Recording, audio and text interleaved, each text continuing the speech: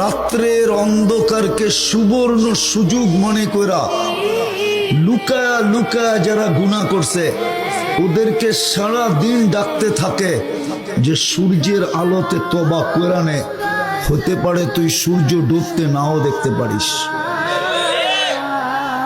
আবার রাত্রে ডাকে ইয়াবসুতু ইয়াদাহু লাইলান। মিডিয়ায় কিন্তু হাদিসের শব্দ যেতেছে, সারা রাত্র হাত প্রসারিত করে ডাকতে থাকে হাত্তা ইয়াতুবা মাসিআন নাহার। সূর্যের আলোতে যে গুনাহ করছে ওকে এই বলতে বলতে ডাকতে থাকে যে দিনে গুনাহ তওবা করলে হয়তো মানুষের চোখে পড়তো যে এই লোকটা মাপ চাইতেছে, তোর ইজ্জতের ভিতরে হয়তো আঘাত হতো অথবা আত্মমর্যাদার ভিতরে কোনো দাগ লাগতো। রাতের অন্ধকারে কেউ দেখবে না, চুপে চুপে মাপ চা, হতে পারে সূর্য উঠা তুই দেখবি না। কিন্তু এই মজমা একজনও তো মাপ চায় না।